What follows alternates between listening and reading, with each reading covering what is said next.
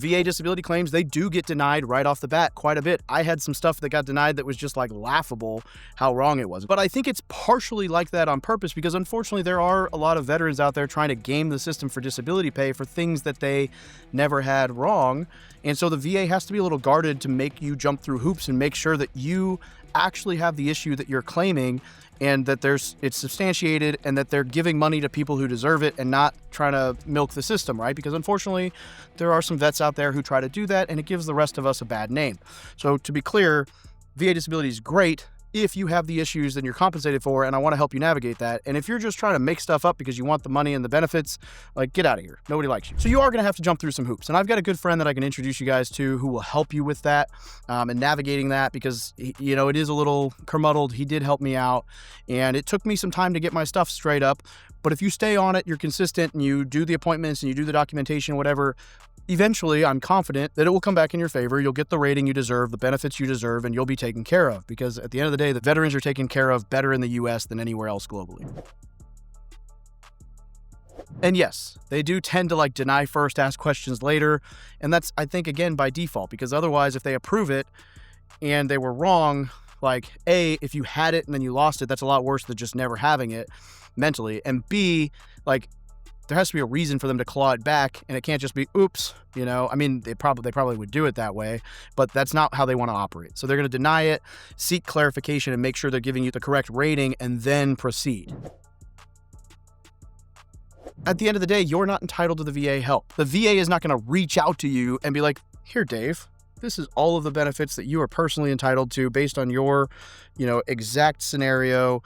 We've curated all this information. If you want it, just click yes or no. Ta-da. Like, you have to put in the work because, again, this is a big government entity. There's millions of vets running around. There's millions of people working in the system. It's clunky. And so, like anything in life, the onus is on you because nobody cares about your success more than you do. So just like in the military, if you want to get promoted and have a career, you go and do the things. In the VA, if you want to have those results, you've got to put in the legwork, the work, and stay up on top of stuff because it's just the way it is. We're not in Vietnam anymore. The VA absolutely failed people back in the day. I am not arguing that. What I'm telling you is that currently the VA works very well. It's not perfect. And I'm going to get hate on this. I had a friend block me for this the other day because she was a nurse. And like, at the end of the day, the VA is not perfect. However, the U.S. takes better care of their service members and vets than anyone else in the world. And the VA genuinely wants to help you. They do. And if you believe that, you're going to have a good experience. All my experiences with the VA have been incredible. And I've had surgeries and procedures and physical therapy and counseling and therapy for both PTSD and my divorce and like a whole bunch of stuff that I've gone to the VA for that have always been good experiences because I went in there treating people like they were trying to help me and wanting, you know, the best. I think it's worth saying you need to shift blame to yourself and the process, not to the system, if you failed to document this stuff. I'm going to read you guys. This is a comment I got the other day on a video. It says, the VA won't give me benefits for the issues I have. Parentheses, I failed to document anything. And then I put like, somehow that's the VA's fault that you failed to document while serving or go to medical. And he said, as a veteran, there are many things that happen while on active duty that should be compensated for, but the denial stamp is easier to use than approving medical visits. And these medical visits were frowned upon and occasionally even punished, which I don't necessarily know that I believe, for using the aid system for illness and injury and blah, blah, blah, blah. But like at the end of the day, look, active duty military guys aren't thinking about your VA disability or your long-term. You have to. Again, you need to care more about yourself and your long-term well-being than your leadership does or anyone else does. That's always the case. So if you're hurt in the military, even if there might be a stigma about it, go get checked out. And if you don't get checked out then, get checked out later. Like, I have all kinds of stuff that was documented, and I have stuff that wasn't documented, and I should have documented it. So I get it. Like, I understand, you know, at an early age, I didn't go to medical. And then as I got a little older in the military, I went to medical more often.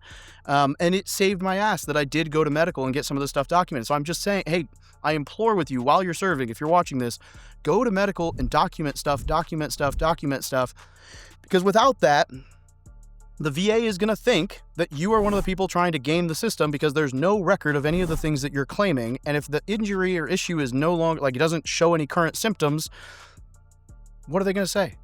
You're just going to get roped in with all the people who are pretending so they get benefits because there's no evidence otherwise. So set yourself up for success, and please don't come and be the victim about how the VA is screwing you over. If you failed to do the thing everybody in the military says, document, document, document. I heard that 100 million times while I was in the service.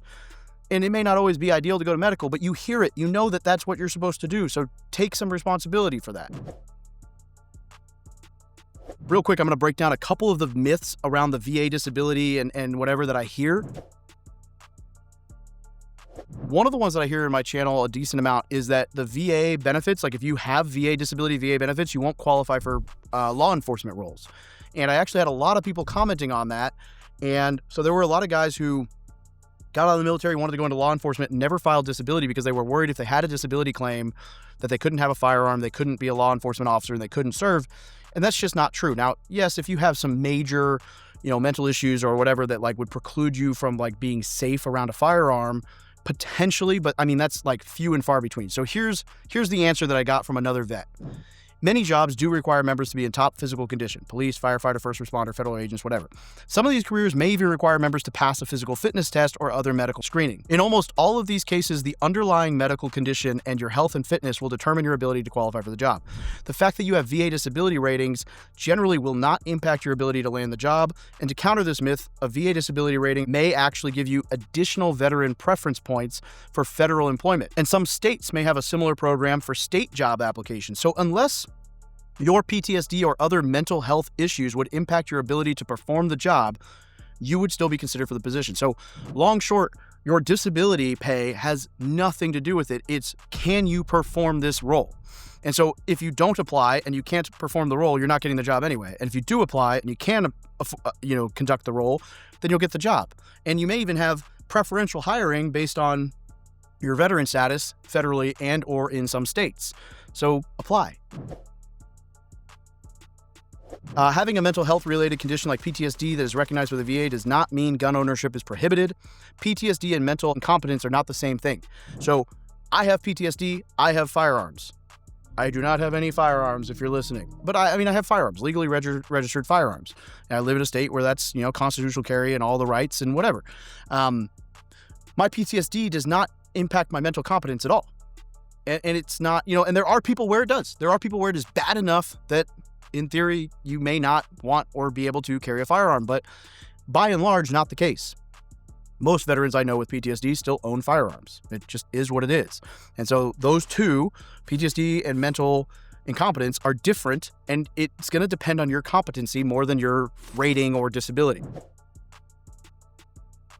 There's a rumor that if you're rated 100%, you can't work. I hear this a lot. I actually had someone tell me this the other day. He's like, if you have 100% permanent and total disability, you can't make more than $1,000 a month. And I was like, I have 100% permanent and total disability and I make more than $1,000 a month. So I guess that's wrong. And then I asked one of my buddies who does this for a living, and he makes a significant amount of money, W-2.